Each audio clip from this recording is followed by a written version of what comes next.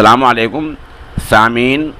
19 सफ़रुल मुज़फ़्फ़र है, 26 सितंबर है। ख़बर का उन्वान है मुज़फ़्फ़रनगर के पुरकाज़ी इलाक़े में मौलाना कलीम सिद्दीक़ी और हाफिज़ इदरीस कुरैशी की राही को लेकर ज़बरदस्त मुज़ाहरा शुरू की। जो वीडियो आपने देखी है ये वीडियो पुरकाज़ी की है, जिसमें लोग लंबी कतार में चल रहे हैं और ये मांग कर रहे हैं कि मौलाना कलीम सिद्दीक़ी साहब को और हाफिज़ इदरीस कुरैशी को फ़ौरन रहा किया जाए।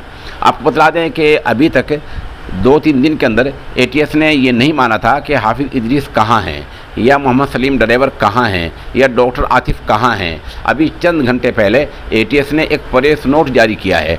प्रेस नोट जारी करके बताया है कि हाफिज़ इदरीस कुरैशी, मोहम्मद सलीम और डॉक्टर आतिफ़ को गिरफ़्तार कर लिया गया है और इन पर भी तब्दीली मज़हब यानी मज़हब को बदलवाने का इल्ज़ाम लगा है। ऐसा ATS ने प्रेस नोट जारी किया है।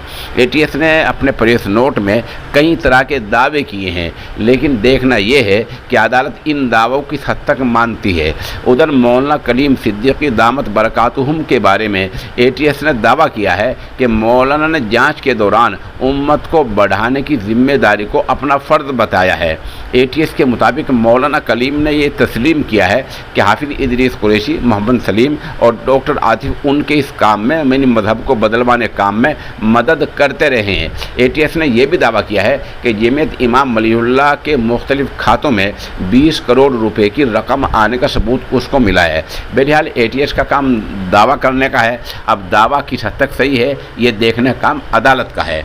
आपको बता दें कि 24 घंटे पहले मोमिन एडवोकेट ने सोशल इंडिया न्यूज़ के नामनगार को बताया था कि उन्होंने अदालत के ज़रिए ATS को नोटिस जारी करा के पूछा है कि हाफिज़ इदरीस कहाँ हैं, मोहम्मद सलीम कहाँ हैं, डॉक्टर आतिफ़ कहाँ हैं।